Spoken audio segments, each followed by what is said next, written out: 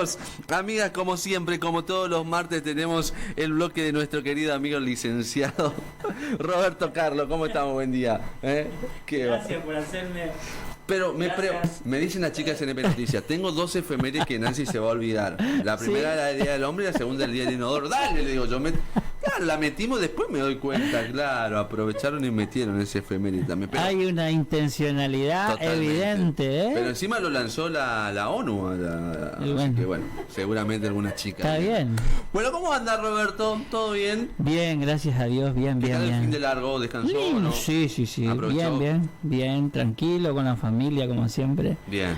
Que es lo más importante. Totalmente. El disfrute con los seres que uno ama. Exactamente. Bueno, hablando de efeméride, hoy vamos a hablar algo de eso, ¿no? Porque se aproxima una efeméride muy importante que algunos ni siquiera sabían por qué fue feriado ayer. Claro. Y que viene por ese lado. En realidad, ayer no era la fecha del feriado. Era estos famosos feriados puentes con fines turísticos.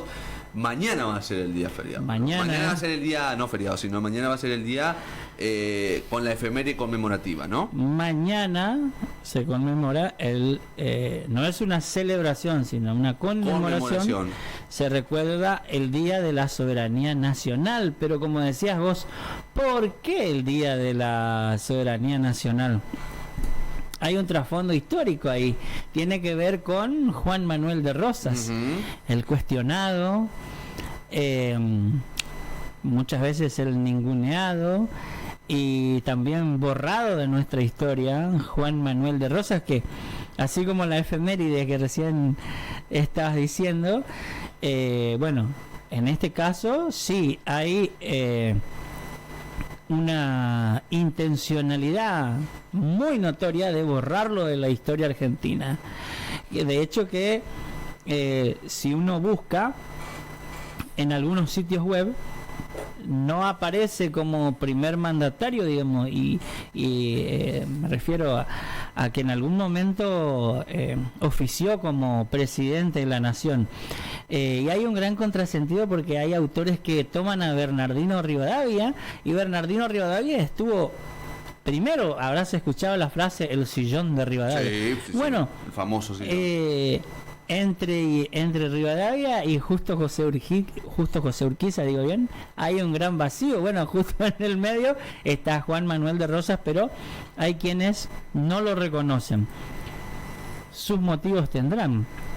Pero bueno, yo siempre te digo en cada uno de los bloques que tenemos todos los martes, la historia es justamente eso, contar todo.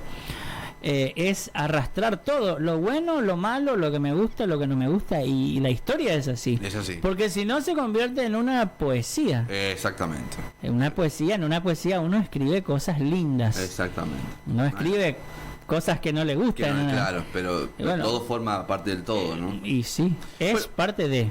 Usted hizo algo muy interactivo hoy, que es lo que me estaba contando, que mucha gente por ahí no lo sabe, no lo utiliza, o lo utiliza por ahí para algunos fines, no sé, graciosos, pero hoy en día la inteligencia artificial es una herramienta que si la utilizamos como se tiene que utilizar, es muy práctica, y usted hizo algo que lo puede hacer cualquiera en la casa, ¿no? Lo puede hacer cualquiera. Usted puede ingresar en su WhatsApp, tenemos la inteligencia artificial ahí en el WhatsApp. En el WhatsApp, en el Facebook, en el Instagram. Sí, usted puede, digo el WhatsApp por lo más fácil, lo más usado y accesible, quise decir. Exacto. Le pregunté a la inteligencia artificial porque tenemos que entender que la inteligencia artificial no es algo que actúa por sí sola, sino es justamente algo que responde a nuestras órdenes. Exacto. O sea, hace las cosas nos da las cosas que nosotros queremos o en función a lo que preguntamos. No es que hace lo que quiere. No, obviamente. No. Bueno, ejecuta órdenes sería, ¿no? Ejecuta órdenes. Entonces, si usted le pregunta a la inteligencia artificial qué es la soberanía nacional, puede encontrar la siguiente respuesta. La soberanía nacional es el poder supremo que tiene un Estado. después vamos a explicar por qué el Día de la Soberanía Nacional en este sentido. La soberanía nacional entonces es el poder supremo que tiene el Estado, nación o pueblo para tomar decisiones sobre sus asuntos internos y externos. También se refiere a la independencia y autonomía de un pueblo para decidir sobre su territorio. Soberanía se refiere al ejercicio de la autoridad en un cierto territorio. En este caso estamos hablando del territorio argentino, ¿no es cierto? Esta autoridad recae en el pueblo, aunque la gente no realiza un ejercicio directo de la misma, sino que delega dicho poder en sus representantes. Podrían ser tranquilamente los políticos, que son nuestros representantes, ¿no? La soberanía significa independencia, es decir, un poder con competencia total. Bien. Eso es la soberanía. Decidir, usted es soberano de su programa. Usted Exacto. decide Exacto. qué acciones se llevan a cabo y qué acciones no. Ahora, si el programa no es suyo, ahí ya es otro tema. Ahí ya es otro tema. Exactamente. ¿Se entiende? Se entiende. Lo que, por ejemplo, usted es soberano en su casa. Usted que está escuchando la radio, mira la tele, usted toma las decisiones en su casa, en su territorio, porque bueno, si tiene el título, un título de propiedad dice que es suyo. Usted tiene la autoridad total. Exactamente. Bueno, ¿y cómo comienza todo esto? Porque alguien tuvo que haber decidido. Mañana se cumplen 179 años del combate vuelta obligado. Justamente tenemos una calle que lleva el nombre. Que lleva ese nombre. Y a mí me llama la atención, después de haber revisado, gracias a vos estoy revisando un montón de cosas a este espacio, ¿por qué se le dio ese nombre a esa calle? Sí. Y el momento que fue después de 1974 y antes de 1976 seguramente, porque ahí comienza la última dictadura militar. En esos 2 años, y también Presidencia de la Plaza, ahora vamos a ver, le rinde homenaje al general Juan Manuel de Rosas en la Plaza Central. Tengo la imagen. Bien. Hay un busto que yo creo que prácticamente nadie lo conoce. Ahí lo ve y dice quién es. Hay que acercarse a leer la placa. Claro. Ahora, la pregunta también es, ¿quién era intendente en ese momento? Tarea para la casa. Yo creo saber a quién preguntarle. Hay un señor que yo sé que va a saber contestarme. ¿Por qué el busto a Juan Manuel de Rosas y por qué la calle con el nombre Combate Vuelta Obligado? Bueno, que es algo, ojo, que es algo controversial, es algo disruptivo, si se quiere. Rompe el molde con lo tradicional. Por eso. Va en contra de, por ejemplo, calle San Martín, Belgrano, Sarmiento, Alberdi. Claro. Esto va en contra, Claro. Justo José de Urquiza, el nombre de la escuela. Sí. Esto va, decir Juan Manuel de Rosas va en contra. Bueno, para que la gente tome referencia, y porque por ahí hay gente que todavía no conoce el nombre de las calles de Presidencia de la Plaza, Combate Vuelta Obligado es una de las calles que va justamente al costado de la plaza. De la plaza, que va de la Quinta 4 ahí está, hasta el ferrocarril, y después del ferrocarril hasta la ruta 16 se llama Carlos Pellegrini, la misma calle. La misma calle, ahí cambia de nombre. Sería que llega más o menos hasta Corta García Guillén. Hasta García Guillén. De Quinta 4 hasta García Guillén, para que los placeños entiendan de qué calle estamos hablando. Exactamente. Bueno, mañana te decía, se cumplen 179 años de la batalla de Combate Vuelta Obligada, justamente, pero también se cumplen 50 años de ¿qué? De la sanción de la ley. Ahí vamos a poner en pantalla al señor director. Ahí comienza el trabajo del señor operador. La primera plaquita donde están esa plaquita, ahí está, señor director. Vamos a ir explicando parte por parte para que se entienda. Bueno, ahí lo tenemos en pantalla. ¿Quién fue el señor que dijo tenemos que hacer esto? El máximo exponente del revisionismo histórico, que es una corriente de pensamiento que después en algún momento lo vamos a explicar. El revisionismo histórico. el doctor en historia, José María Rosa, fue el impulsor de esta idea de reconocer... 1974. 1974, por eso te digo, mañana se cumplen 50 años de esto. De la sanción y la promulgación de la ley número 20.770. Ajá. En ese momento, enseguida vamos a ver las imágenes, en ese momento, quien era presidente de la nación, la primera mujer, ¿quién fue? María Estela Martínez de Perón, Isabelita. Exacto. Tras la muerte del presidente Juan Domingo Perón, que estuvo exiliado por 18 años, sí. estuvo fuera del país. Si queremos hablar de eso, necesitamos 4 meses. Más o menos. Bueno, te decía, durante esa presidencia, donde tuvimos a la primera mujer como presidente, se produce esto. Esta ley donde reconocen a Juan Manuel de Rosas, y esta hazaña militar, si se quiere. Ahora vamos a ver por qué hazaña. Claro, ¿y qué fue la batalla? ¿Qué fue la batalla vuelta obligada? Porque ahí tiene una explicación. Y venimos hasta el 2010 y Cristina Fernández de Kirchner, con el decreto número 1584/2010, del año 2010 justamente, sí. Esta fecha se convierte en feriado nacional. Tiempo después se convierte en uno de los feriados movibles. Y ahí está la explicación de por qué ayer fue feriado. Claro. Se puede mover. Feriados puentes. Feriado puente para promover el turismo, entre otras cosas. Se puede correr el lunes. O viernes También, claro, pero lo más común es lunes. Viernes caería bastante bien también. Pero bueno, en este caso se lo corrió a el día lunes. Entonces vamos a la próxima plaquita. Esa donde está en la fotografía, la tiene en punta usted, la tiene en punta. Ahí, fíjese, ahí lo tenemos.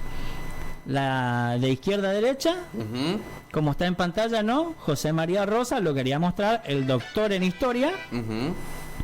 Y en el medio tenemos a Isabelita, o María Estela Martínez de Perón, y Cristina Fernández de Kirchner, que son las 3 personas, digamos, que impulsaron esto. Y que después lo concretaron. Sí, se concretó. Empezó todo esto en 1974 y en 2010 se terminó, digamos. ¿Cuántos años pasaron desde la batalla hasta el reconocimiento, no? Sí. Ahí viene lo que decías vos, que lo querían borrar de la... Lo querían borrar de la historia. Sí. Fíjate, Carlos, que en este momento, en 1974, Isabelita intentó repatriar los restos que estaban en Inglaterra de Juan Manuel de Rosas. Recién Carlos Saúl Menem, estamos hablando en 1989, recién pudo traerlos al cementerio de la Recoleta. ¿Cuánto pasó? Y ahí recién le pueden rendir homenaje en los billetes. Claro, recordemos que está en el billete de 20 pesos. Y ahí vamos con el billete de 20 pesos, señor director, donde están los 3 billetes, donde están los 3 billetitos encimados para que los nostálgicos recuerden un poco la imagen. 1992, primera edición del billete de 20 pesos con la cara de Juan Manuel de Rosas, que para muchos fue desastroso que aparezca la imagen. Sí, fue me acuerdo, muy controvertido esto. Exactamente. Sí. ¿Cómo Rosas va a estar en un billete? Bueno, porque lo tradicional que era, como decía, San Martín, Belgrano, Sarmiento, claro, Carlos Pellegrini, Juan Bautista Alberdi, Julio Argentino Roca. Hicieron algo por el país. No solamente eso, sino que están dentro de lo que es la historia oficial. Claro. Y la historia oficial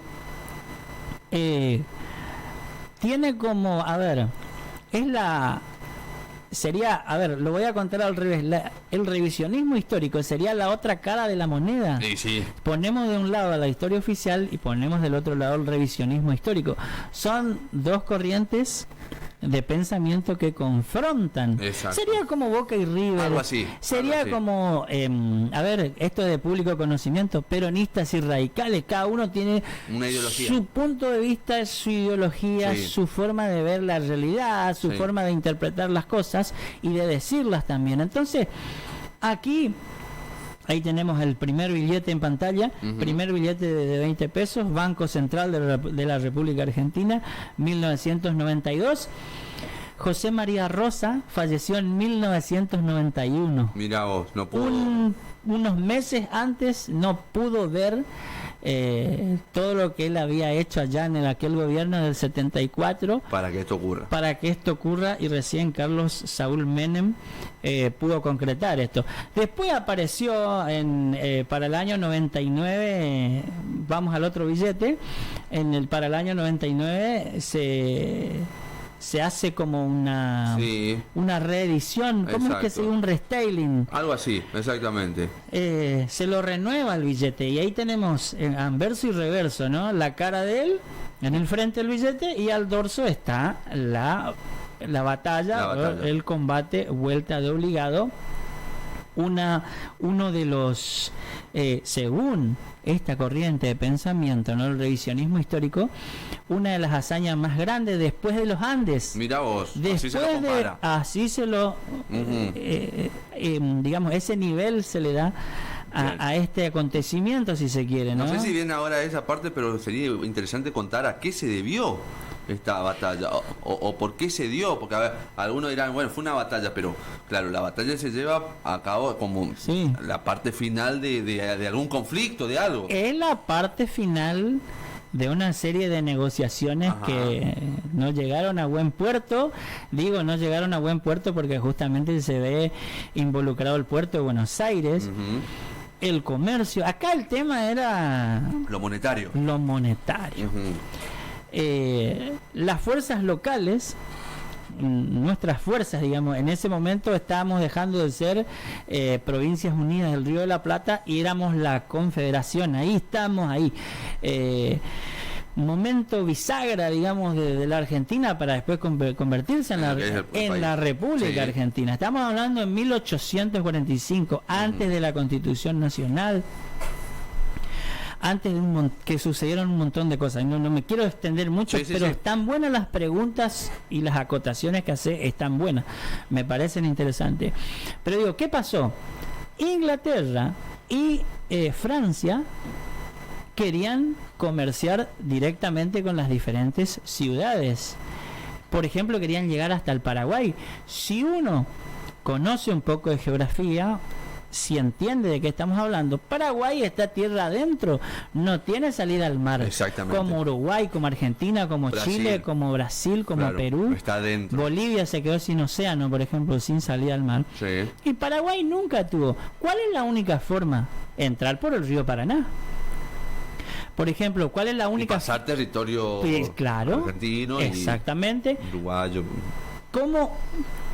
¿Cómo haces para llegar al puerto de Rosario, por ejemplo? Tenés que pasar por el río de la Plata y tenés que entrar por el río Paraná. Sí o sí. Sí o sí. No hay otra forma. ¿Cómo haces para llegar a Paso de los Libres? Tenés que entrar por el río Uruguay. ¿Cómo haces para llegar a Misiones? Tenés que entrar por los ríos. Los ríos, para navegar por los ríos, en ese momento tenías que pedir permiso. No son aguas internacionales de libre circulación, digamos. Claro. Ahí se empezaba a generar los conflictos. ¿Qué pasa? Justamente Juan Manuel de Rosas, que era el gobernador de Buenos Aires y uno de los hombres más ricos y poderosos del momento, estaba a cargo, estaba como presidente de la nación, para que se entienda, digamos, estaba a cargo del Estado Nacional. Y también estaba a cargo de las relaciones exteriores, que es algo, el pensar el país hacia afuera. Lo que hace un ministro, por ejemplo. Un ministro. Bueno, él estaba a cargo de eso, de las relaciones exteriores. ¿Qué pasaba? Los ingleses principalmente y los franceses en segundo lugar querían comerciar con las diferentes ciudades. Entonces, para poder entrar tenían que pagar impuestos. Los señores no querían pagar impuestos. Entonces, negociación va, negociación viene. No llegaron a ningún acuerdo. Entonces, ¿qué vamos a hacer? Si no entendió hablando, vamos por las armas. Ese fue el planteo, y que de hecho lo hicieron. Avanzaron por el Río de la Plata y hicieron un trayecto por el río Paraná y se encontraron con el ingenio, porque muchas veces no es fuerza, sino es maña. Puede más la maña que la fuerza. Y este es la estrategia militar. Fíjate que acá también aparece el almirante Guillermo Brown, que tenemos una calle, una oportunidad, creo que es la mejor de las oportunidades para decir quién era el almirante Guillermo Brown. En ese momento él ya hacía 30 años que estaba, o sea, él fue argentino por opción, él se nacionalizó 30 años antes, y aún así allá en Gran Bretaña lo trataron de traidor, digamos, claro, porque el señor era escocés, el almirante Brown. Entonces él participó junto a Lucio Mansilla. Ahí tenemos vamos a esa imagen, ya que estamos donde están los tres. Están los tres. Está lo quise poner así, los tres principales, porque eran las tres artillerías principales, tenían los tres apellidos. Por un lado la artillería Rosas, vamos a donde están la fotografía de los tres generales, señor director. Más abajo, ahí donde están los tres generales. Exactamente, ahí está. Bueno, de izquierda a derecha, Juan Manuel de Rosas, Lucio Mansilla, el general Lucio Mansilla, y el almirante Guillermo Brown. Los tres para que se entienda de quiénes estamos hablando. En ese momento no había fotografía, estas son pinturas, claro, pinturas de mediados del siglo XIX. Exacto. No había fotografía todavía. Y aún así hay quienes del bando extranjero, digamos, han pintado lo que sucedió, y ahí sí tenemos imágenes del río Paraná, de la batalla, han pintado la fotito en blanco y negro ahí. Claro, la fotito había, sí, no había fotografía, mucho menos iba a haber videos. Claro. Así que imagínense. En ese momento 1845. 1845. Acá tenemos una pintura de la época. Que bueno, esta imagen está tomada del lado norte, del lado de Entre Ríos, o sea, del lado del bando invasor, digamos. Son ellos los que pintaron esto, por la ubicación, claro, de la imagen y por el ángulo. Está del lado de la ribera entrerriana, o sea, del lado de el bando contrario. Sí. Bien, imágenes, bueno, que por supuesto forman parte de la historia. Estamos hablando con Roberto Carlos de esta batalla, combate vuelta obligado, una batalla que, como vemos, se dio en el río. Sí. Porque muchos se imaginan, cuando decimos batalla, siempre en la tierra. Bueno, esas son batallas que se dieron también, en este caso con barcos. Sí. Que bueno, el objetivo entonces era ir a comercializar, ingresar a la fuerza. Sí, para comerciar. Las negociaciones fallaron. Sí, para comerciar con Santa Fe, con Corrientes, con Paraguay, entre otras ciudades. Todas las provincias y países, en este caso con Paraguay, que estaban junto al río.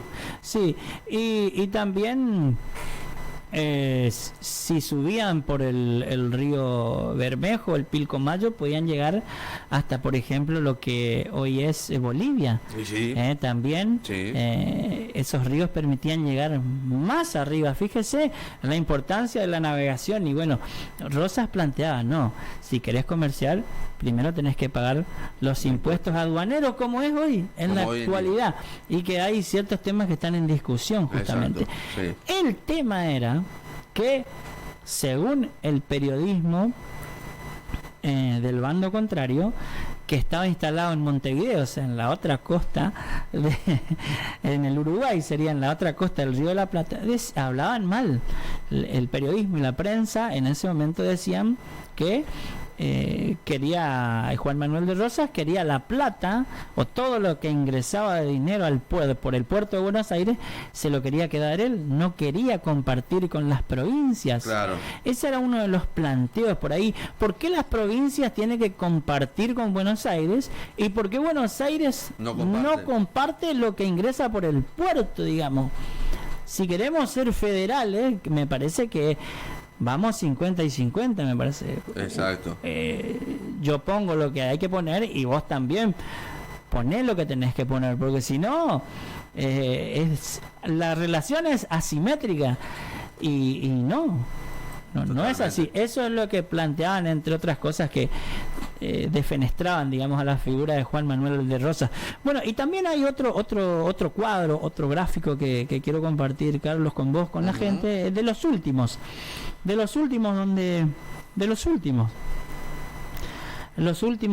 allá abajo, más abajo todavía, señor. El primero, ahí, ese, fíjese, vamos a mirar lo que dice sobre esta batalla parece. Sí. Y acá tenemos combate, vuelta obligado. Eso también me gustaría aclarar bien en algún momento. ¿Por qué? Fíjate, la diferencia militar entre una fuerza y otra. Dice, un bergantín, ¿sabes lo que es un bergantín? No. Es un barco, un barquito de madera que no tiene motor, funciona con las velas. Con las velas, depende del viento. Depende del viento, como lo hizo Colón, digamos. Exactamente. Ahí para que eso tenía, el bergantín tenía Argentina. Un bergantín. 2 cañoneros, 4 baterías con 30 cañones y 2.000 soldados. Del otro lado, mirá la diferencia, Carlos. 22 buques de guerra. 22 buques de guerra con, eran barcos a vapor. Acordate que en Europa, especialmente en Inglaterra, se produjo la revolución industrial. Toda la maquinaria estaba a disposición de la milicia. Por eso, Inglaterra, en este momento, era la fuerza naval más potente del mundo. O sea, ¿a quién nos enfrentamos en ese momento? Claro, era hoy enfrentarse a Rusia, Estados Unidos, más o menos. Eso no era, la diferencia era tremenda, notoria, así como también fue notoria en lo que fue el conflicto de Malvinas. Claro, el equipamiento de un lado y del otro, y había mucha diferencia. Bueno, 22 buques de guerra, te decía, 418 cañones, 880 soldados. Obviamente que la mayor cantidad de muertos tuvimos del lado argentino. Del otro lado, muy pocas bajas, pero sí mucho daño en los barcos, a los barcos buques mercantiles, por sobre todo, porque primero ingresaron los buques de guerra y atrás venían los barcos con las mercancías. Bueno, esos fueron los barcos o los buques que más daño sufrieron. De hecho, que se retiraron, se tuvieron que retirar, se fueron. Se rindieron. Sí, si se quiere, se rindieron. Se retiraron del lugar, se retiraron. Terminó la batalla. Terminó. No logró su cometido, este bloque anglo-francés no logró su cometido, no pudo. Sí lograron cortar las cadenas, pero no ingresaron. A las 6-7 horas más o menos del combate se lograron cortar las cadenas, pero no lograron ingresar. No pudieron ingresar con las mercancías para poder comerciar. Y fíjate que, por ejemplo, hoy Paraguay sigue con esa política del libre comercio con todo el mundo. Ciudad del Este, por ejemplo, es la tercera, te iba a decir una de las ciudades, no, es la tercera ciudad en cuanto a comercio con más actividad en el mundo, después de Hong Kong y después de Miami. Ciudad del Este, o sea, una ciudad que está acá cerca nuestro, si se quiere, ¿no? Y bueno, Paraguay tenía mucho de eso, y ese era uno de los motivos por los cuales Inglaterra quería ingresar, al igual que Francia, ¿no?, para beneficiarse económicamente. Recordemos que en Europa, a diferencia de América, si se quiere, había explotado o estallado la revolución industrial. Había un excedente de productos. Necesitaban vender. Había una sobreproducción de cosas. ¿A quién le vendemos? Acordate que Inglaterra plantó bandera en todos los continentes. Si uno piensa en la colonización, o se pone a leer o le pregunta a la inteligencia artificial, la primera. Inglaterra colonizó muchísimos lugares en todos los continentes. En todos los continentes se habla inglés. Por algo ha de ser, dice la frase, ¿no? Entonces, el trasfondo de esta cuestión fue económica y, si se quiere, política también. Y bueno, hay decisiones políticas por las cuales se han hecho esto. Esto fue una decisión política de Juan Manuel de Rosas. Y fíjese la trascendencia ya son 179 años, a pesar de que algunos dicen no, un acto hecho o realizado por Rosas no puede figurar claro. en la historia. No sé, alguna razón deben tener estos señores para decirle no a la imagen de Rosas. No sé si habrá quedado algo por ahí, alguna pregunta, Carlos, alguna cuestión. Yo traté de hacer lo más sintético y práctico posible. Exacto. En realidad, como digo siempre, es mucho más amplio, mucho más extenso. ¿Sabes qué podemos mostrar? Si usted ingresa a Google Maps, la imagen del río Paraná, desde el aire, donde se da la batalla, claro. Que es justo un lugar estratégico. Hoy pasamos muy por arriba el tema de la estrategia, que a veces con estrategia uno puede equilibrar la cantidad de soldados, por ejemplo, o la cantidad de fuerza, justamente para equiparar y equilibrar cuando uno tiene menos, ¿no? Sí, cuando está en... ¿Cómo se dice? En inferioridad numérica, en desventaja. Sí. Tenemos la imagen. Tenemos la imagen del río. Mirá, ahí está. Si le sacamos un ratito el zócalo, ahí está. Muchas gracias. Vio que se hace una curva y contracurva. Hay una pequeña islita en el medio. Sí, donde se hace un poquito más donde dice vuelta obligado. No sé si usted lo alcanza a ver en pantalla, dice casi en el centro de la pantalla dice vuelta obligado. Sí, ahí se produjo en donde el río se angosta y la anchura del río en ese lugar es de tan solo 700 metros. Claro. Entonces ahí es donde se acomodaron los cañones para poder disparar a la flota anglo-francesa, digamos. Ahora, sabían que iban a ingresar, o sea, lo estaban esperando. Lo estaban esperando. Ellos pensaban que porque en otros lugares ya ingresaron así, mostraron los barcos, los buques de guerra, el poderío militar, y pensaron que acá iba a ser la misma historia. Claro. De hecho, en 1846, cuando manda una carta al general San Martín, recordemos que el general San Martín murió en 1850 en Francia, entonces años antes de morir, en el 46, escribe una carta diciendo: los ingleses y los franceses creen que los argentinos somos fáciles, que somos como la empanada, que el único trabajo que hay que hacer es abrir la boca y comérsela. No es así. En este caso, la maña y la estrategia pudo más que la fuerza. Exactamente. Así que bueno. Bien. Esto era un poco de lo que quería hablar sobre